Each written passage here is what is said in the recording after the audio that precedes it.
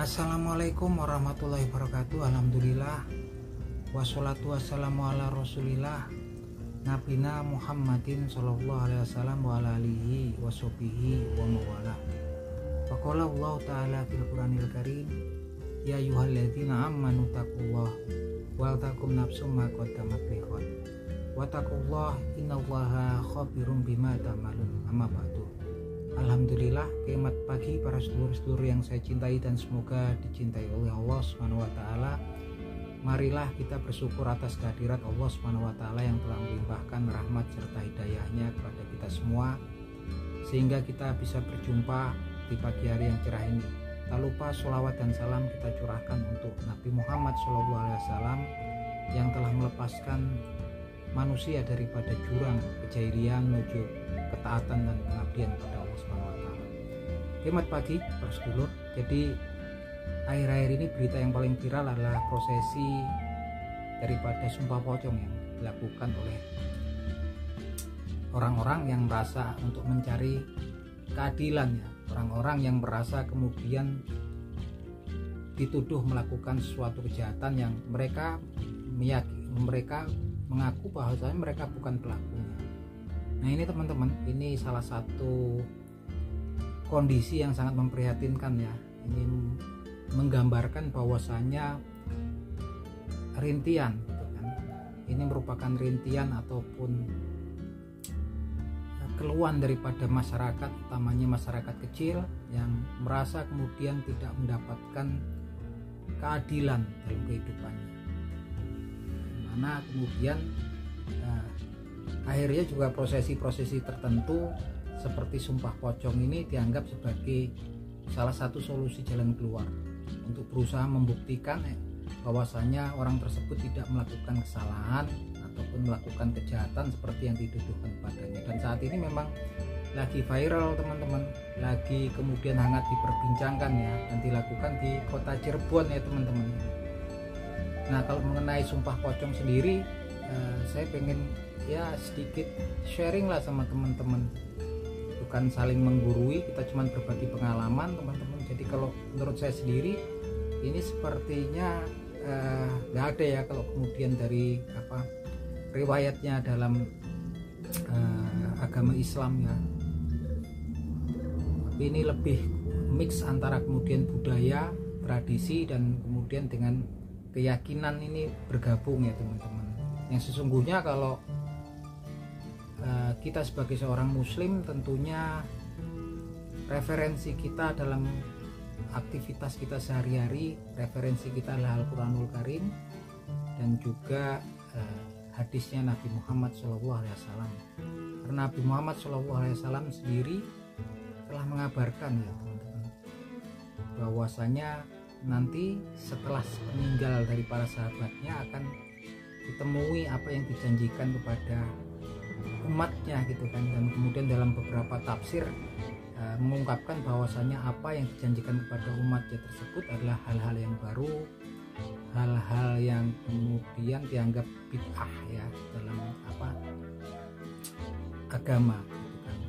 Wallahu a'lam bishawab, ya, kalau kemudian hal tersebut apakah terkait dengan ini, tapi mungkin ada baiknya kemudian kita cermati, kita renungi.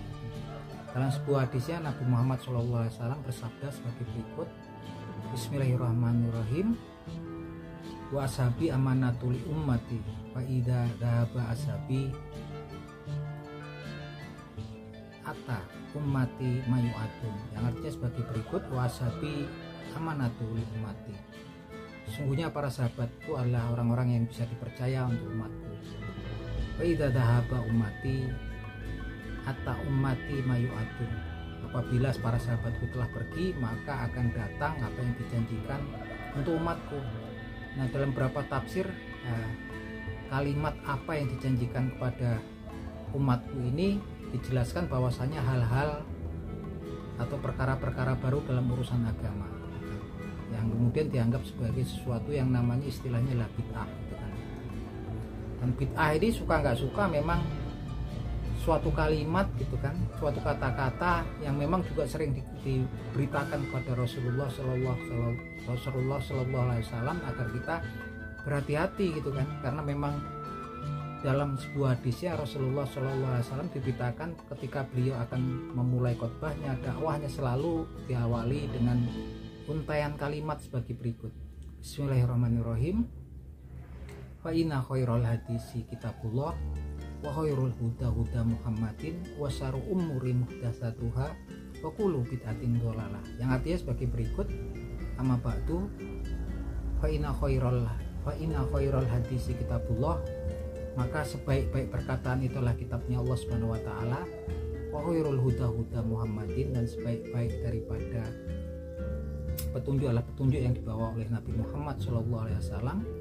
Wa syarrul umuri muhdatsatuha, dan seburuk-buruk urusan itu kan adalah perkara baru gitu kan dalam urusan agama. Wa kullu bid'atin dhalalah, dan segala sesuatu yang sifatnya baru dalam urusan agama itu namanya bid'ah, yang itu kemudian dalam kesesatan. Walaupun kemudian timbul pertentangan saat ini gitu kan, bid'ah itu yang seperti apa gitu kan. Yang jelas kalimat bid'ah, kata-kata bid'ah ini selalu diingatkan oleh Rasulullah SAW agar kita kemudian berhati-hati gitu kan. Yang jelas bid'ah atau perkara-perkara baru dalam urusan agama itu diberitakan di hadis yang pertama bahwasanya akan muncul setelah perginya para sahabat Rasulullah SAW. Dan kemudian diberitakan lagi dalam setiap untaian kalimat ketika Rasulullah SAW membuka khotbah atau dakwahnya, yaitu bahwasanya segala sesuatu urusan yang baru dalam urusan agama itu adalah bid'ah, dan bid'ah lah dalam kesesatan. Walaupun kemudian saat ini ada pertentangan, ada adu argumen bid'ah itu yang seperti apa gitu kan. Tapi yang jelas mungkin ada baiknya kalau kemudian kita merenungi dari dua hadis yang memang diinformasikan oleh Nabi Muhammad SAW tadi, agar kita lebih berhati-hati, karena memang berkaitan dengan itu. Di Al-Quranul Karim pun Allah Subhanahu wa Ta'ala sudah memberikan informasi kepada kita melalui firman-Nya, yaitu di surat Al-Isra ayat 36 yang bunyinya sebagai berikut. Bismillahirrahmanirrahim. Wala taqfu ma laisa laka bihi ilmu. Inna sam'a wal basara wal fuada ulaika kana anhu mas'ula. Yang artinya sebagai berikut. Wala taqfu ma laisa laka bihi ilmu. Janganlah kalian mengikuti sesuatu yang kalian tidak mempunyai ilmu di dalamnya. Kan? Inna sam'a, sesungguhnya pendengaran kalian, wal basara, dan kemudian penglihatan kalian gitu kan, wal fuada gitu kan, dan kemudian isi hati kalian, ulaika kana anhu mas'ula, sesungguhnya nanti akan dimintai pertanggungjawabannya dari Allah, oleh Allah Subhanahu wa Ta'ala. Itu teman-teman, informasi ini sangat jelas agar kita berhati-hati terhadap sesuatu yang kemudian kita tak tahu landasan dan asal usulnya serta ilmunya seperti apa gitu kan. Kita cukup harusnya kita berhati-hati gitu. Karena memang kalau saya lihat kemudian banyak cerita ini kalau udah melakukan ini, sumpah ini gitu kan. Kalau untuk meyakinkan sih saya pikir itu suatu jalannya ya mungkin biar orang-orang betul-betul yakin bahwasanya orang tersebut bukan pelakunya gitu kan. Dan ini menunjukkan keprihatinan kita ya, dimana kemudian ini merupakan rintian gitu kan, merupakan jeritan daripada warga masyarakat yang berusaha mencari keadilan gitu kan. Tapi kita patut berhati-hati gitu kan, karena kemudian kan muncul nanti kalau yang melakukan melakukan kesalahan pasti nanti akan ditimpa musibah, kecelakaan atau dicabut nyawanya. Yang jelas ini kan keterangan-keterangan seperti ini sebenarnya sangat meragukan untuk kita, karena Allah Subhanahu wa Ta'ala pun berfirman di Al-Quranul Karim sebagai berikut. Bismillahirrahmanirrahim. Qul la yusibana illa ma kataballahu lana huwa maulana wa 'alallahi falyatawakkalul mu'minun. Katakanlah bahwasanya tidak akan menimpa sesuatu pada kalian kecuali yang sudah ditetapkan oleh Allah Subhanahu wa Ta'ala pada kalian. Huwa maulana, dan Allah lah pelindung kami, wa 'alallahi falyatawakkalul mu'minun, dan kepada Allah Subhanahu wa Ta'ala lah orang-orang beriman itu berserah diri. Oke, itu teman-teman, ini obrolan pagi, semoga bermanfaat dan menambah wawasan kita. Akhir kata, wabillahi taufik wal hidayah. Wassalamualaikum warahmatullahi wabarakatuh.